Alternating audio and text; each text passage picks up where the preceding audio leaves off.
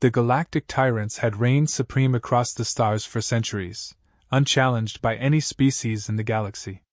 Their fleets, vast and devastating, their technology far beyond anything humanity could even dream of, these were beings who viewed themselves as gods.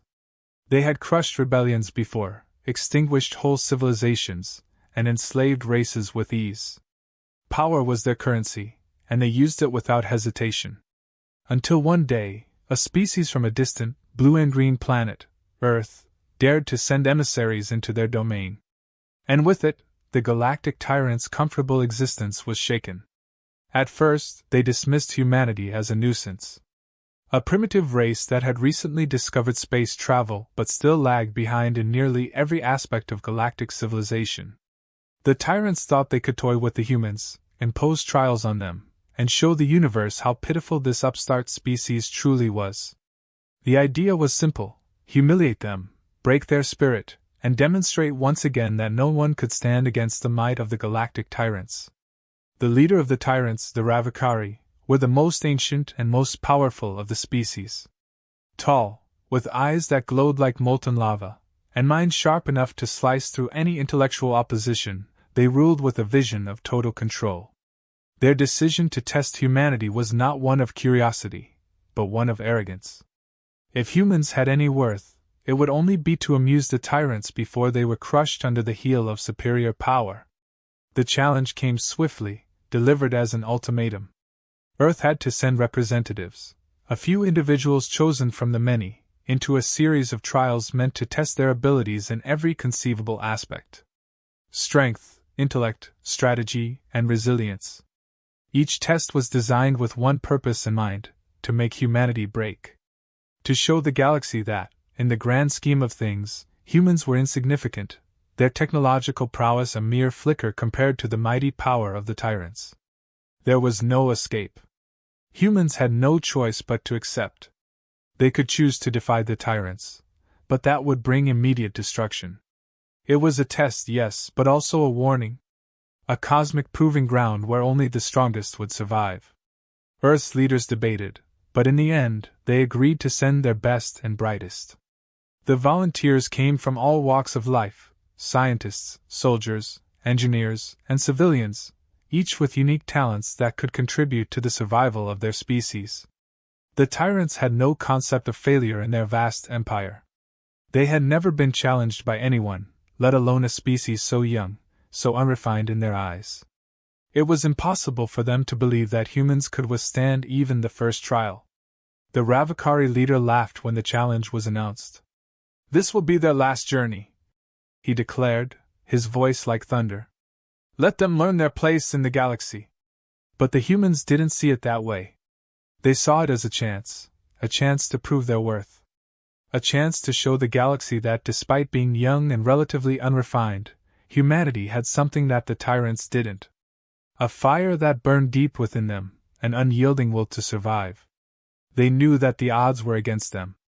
They knew that they were up against beings that could obliterate entire worlds without a second thought.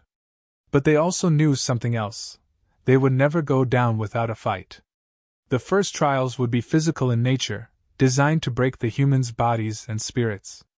The Tyrants believed that these primitive beings would crumble under the weight of their superior strength and technology.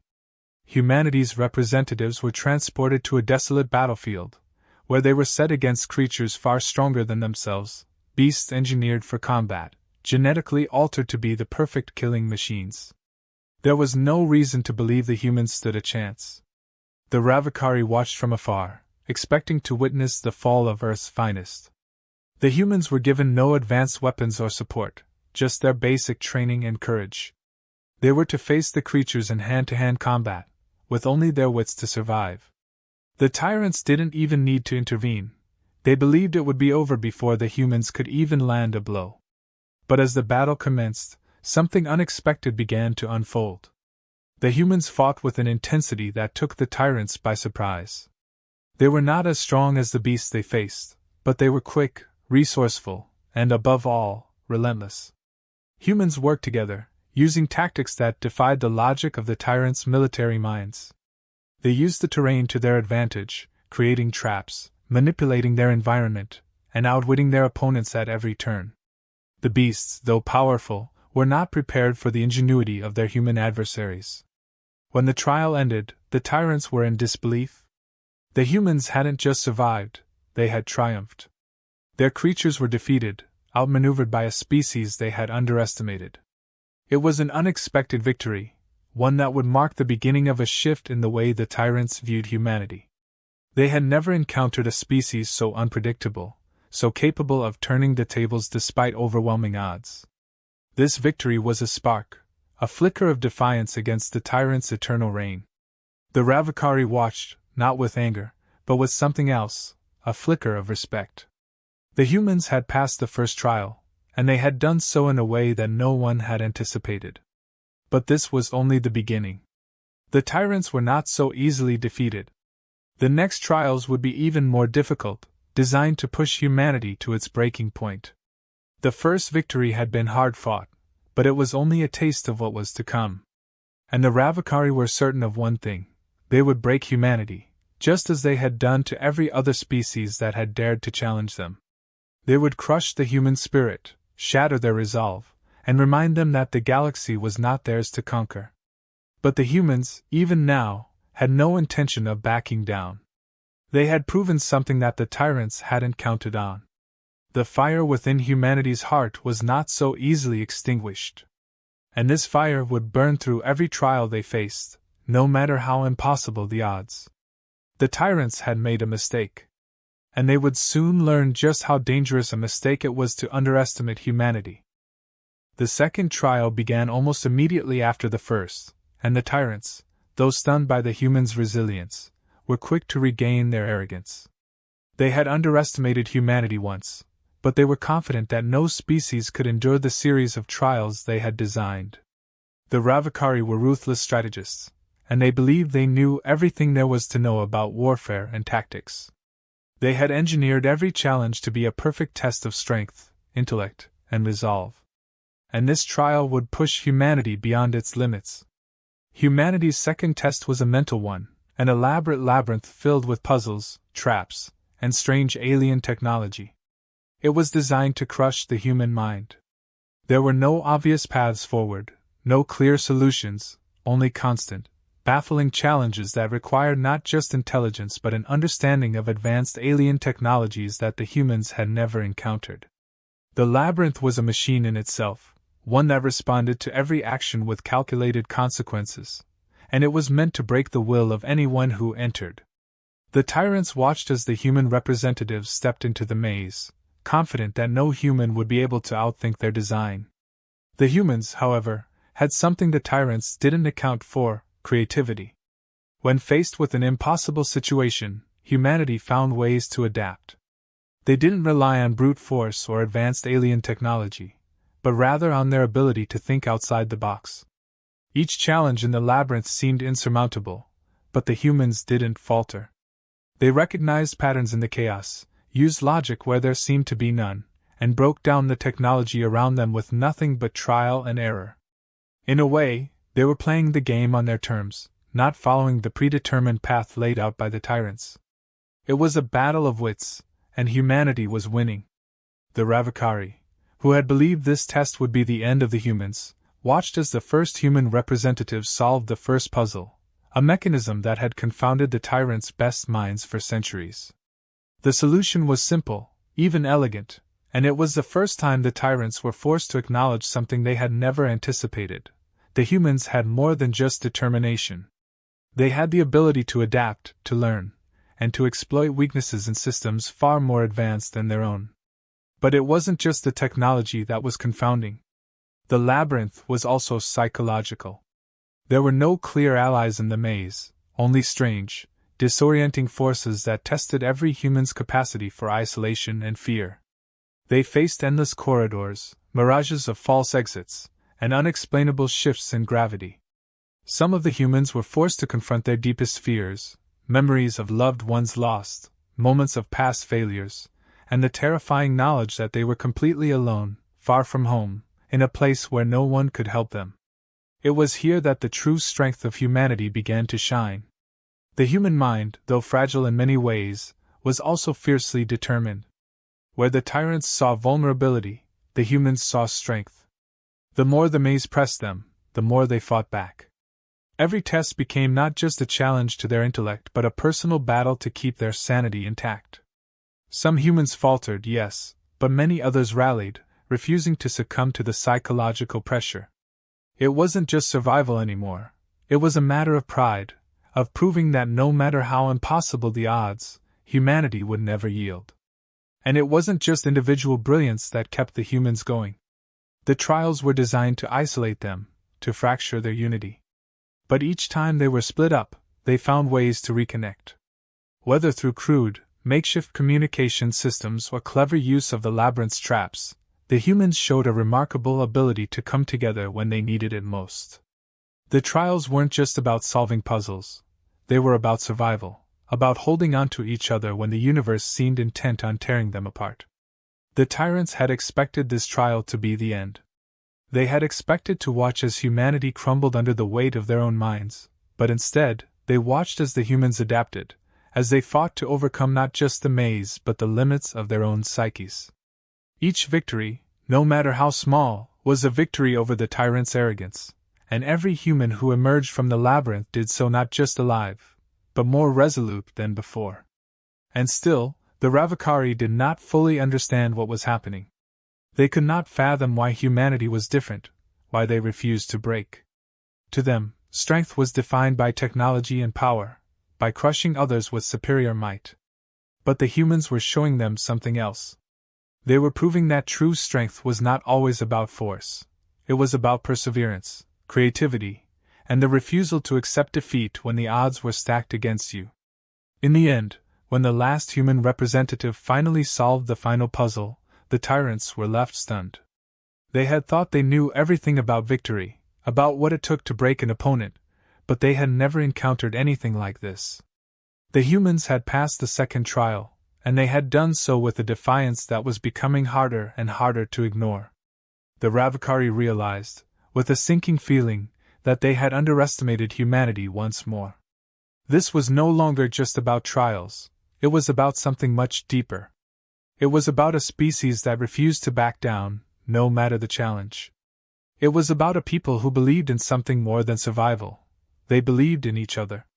And as the tyrants looked on, they could no longer deny the truth. Humanity was not the fragile species they had imagined. It was a species that would not be broken, no matter what it faced. And with each trial, the humans were growing stronger, more unified, more capable of proving that they belonged on the galactic stage. The tyrants had set the stage for their victory, but now they were beginning to realize that they had created something they could not control, a challenge that they might not win. The second trial had ended, but the real battle had only just begun. And humanity had shown the galaxy, and the tyrants, that they were a force to be reckoned with. The third trial began with the dawn of a new challenge, one unlike anything the humans had faced so far.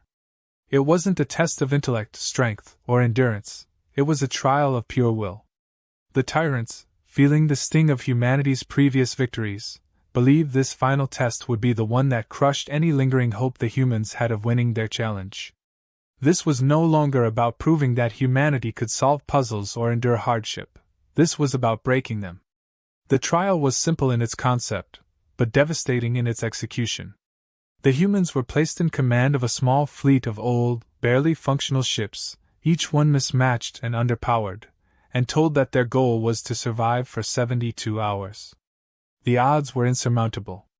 An entire armada of tyrant vessels, the most advanced military fleet ever assembled, would descend upon them in waves.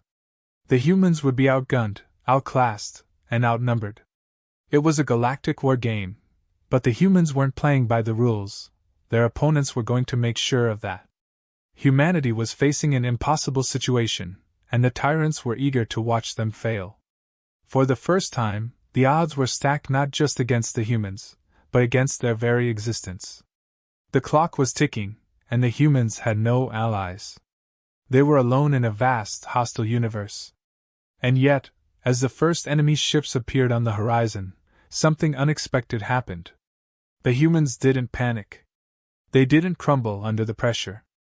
Instead, they rallied together, using every scrap of knowledge, every ounce of ingenuity, to fight back. The tyrants had calculated this perfectly, or so they thought. They had designed a fleet that outclassed the humans in every way. The ships the humans had been given were outdated and fragile, while the tyrant vessels were armed with technology far beyond anything Earth had ever seen. But the humans weren't relying on technology alone. They weren't even relying on the odds. What they relied on, what they used to their advantage, was something the tyrants couldn't even fathom: their unity. The humans understood something fundamental: survival wasn't about brute force. It was about working together. They communicated, coordinated, and used their collective creativity to transform the weaknesses of their fleet into strengths. The old ships, which were meant to be obsolete, were reconfigured with guerrilla tactics that the tyrants hadn't anticipated.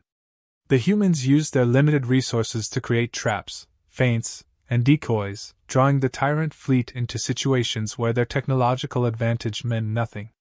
They fought not as individuals, but as a single, cohesive unit. Every human on that fleet knew their role, and they performed it with precision and determination. The tyrants, who had expected to watch humanity's destruction unfold, soon found themselves at a loss. The human fleet was not just surviving, it was forcing them into positions of vulnerability. The humans were outnumbered, yes, but they were unpredictable. The tyrants, for all their power, were rigid in their thinking. They expected their superior technology to win the battle, but the humans showed them that ingenuity, cunning, and relentless will could turn the tide of war. The first wave of tyrant ships was repelled by the unexpected maneuvers of the human fleet. It wasn't just luck, it was strategy. The humans used the environment to their advantage, drawing the enemy into tight formations where their numbers counted for less. The old ships, in the hands of skilled human captains, became tools of disruption, forcing the tyrants to adapt to an enemy that refused to follow the rules.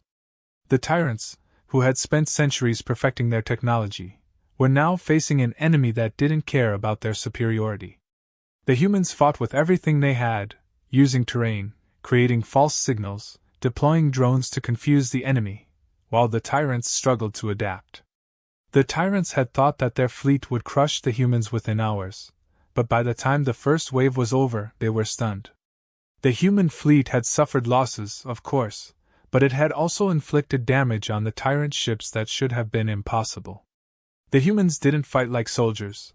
They fought like survivors, like a species that had nothing to lose and everything to prove. And every human aboard those ships knew that they weren't just fighting for their lives. They were fighting for their future, for their families, and for the legacy of humanity itself. The second wave of tyrant ships came just as the humans were regrouping. This time, the tyrants came at them with more force, more precision. They had learned from their earlier mistakes and were now determined to end the battle. But the humans, though battered, were not broken.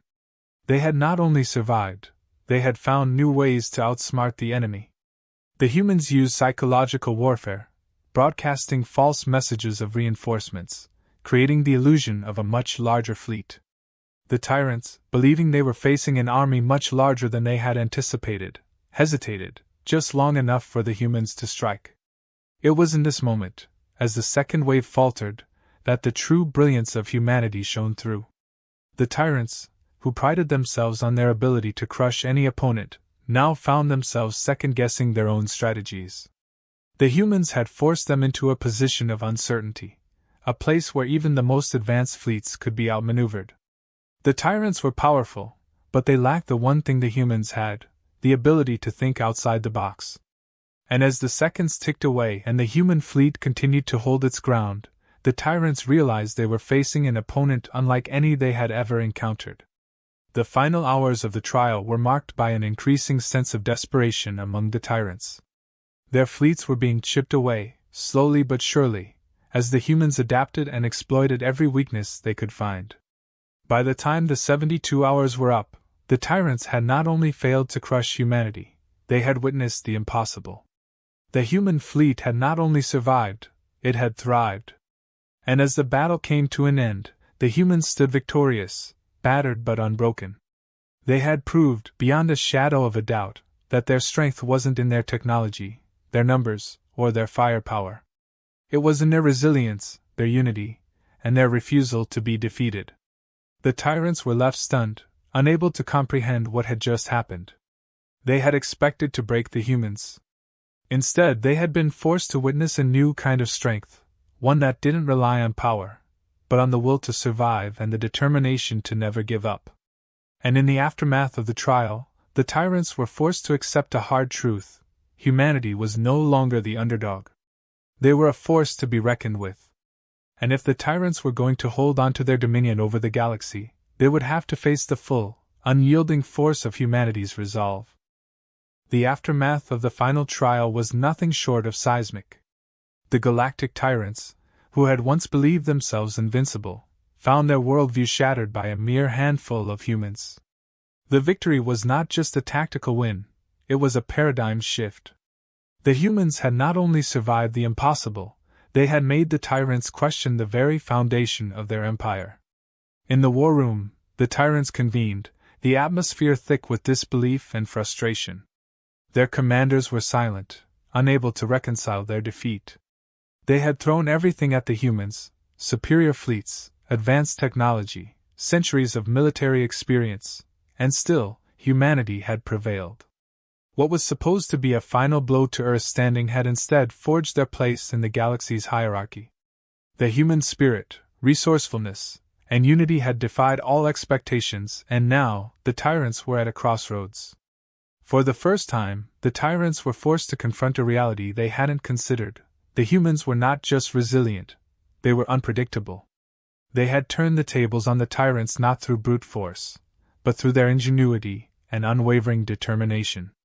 Humanity had not merely survived, they had adapted, outsmarted, and ultimately triumphed. The tyrants' long history of unchallenged supremacy had been shattered, and the oppressive grip they held over the galaxy was now at risk. The human fleet, battered but unbowed, returned to Earth, hailed as heroes. Their victory was not just a military success, it was a symbol of hope, a beacon for the countless oppressed species who had long suffered under the tyrant's reign. For the first time in galactic history, the oppressed began to rise, inspired by the courage and ingenuity of the humans. The once dominant tyrants found themselves facing uprisings across their territories. Planet after planet, species after species, began to challenge their oppressive overlords. The tide had turned. The humans, however, were not content to simply bask in their victory. They understood that their battle was not over. The tyrants, though humbled, were not defeated. They were wounded, yes, but they were far from broken. The humans had to be vigilant. They could not allow themselves to become complacent. The political landscape of the galaxy was shifting, and while many factions now saw the humans as a force to be reckoned with, there were still those who viewed them as an anomaly, a dangerous species that had upended the natural order. The tyrants would not simply bow down, they would regroup, strategize, and find ways to regain their dominance. In the wake of their victory, the humans made a critical decision: they would not rely on the power of their military alone. They had proven their strength in battle, but now they needed to prove their worth as diplomats, strategists, and leaders. The galaxy was vast, and humanity's influence would only grow if they could forge alliances with the other species who had long been oppressed by the tyrants. Humanity's victory, while monumental, was just the beginning of their rise. Their strength was not in their ability to crush enemies, but in their ability to unite others under the banner of freedom. Human diplomats, led by a council of military leaders, scientists, and political visionaries, began to negotiate with other oppressed factions. They extended offers of unity, cooperation, and mutual protection. The tyrants, in their arrogance, had long viewed these species as inferior, but humanity saw potential in them. They understood that the key to long-term survival was not through subjugation but through collaboration. With every new alliance, the humans solidified their position as the vanguard of a new era, one in which oppression was no longer the status quo. The tyrants, in turn, began to feel the pressure. They were losing their grip, not just on the galaxy, but on the very concept of power. Their once impenetrable empire was crumbling, not from military defeat but from the erosion of their legitimacy. The human victory had not just proven their military prowess, It had shattered the myth of the tyrants' invincibility. They were no longer viewed as rulers, they were seen as tyrants, and the oppressed were no longer afraid to rise against them. The political and social shifts were profound. The tyrants, realizing the depth of their predicament, began to take desperate measures. They turned their focus inward, tightening their control over their own empires, cracking down on dissent, and attempting to suppress the growing rebellion. But it was too late. The spark of revolution had already been lit, and the flames of resistance spread like wildfire. The humans, with their allies, were not content to simply wait for the tyrants to fall. They took an active role in guiding the uprising, using their strategic insight and diplomatic prowess to unite the galaxy's disparate factions into a coherent force. The human influence began to reach far beyond the battlefield.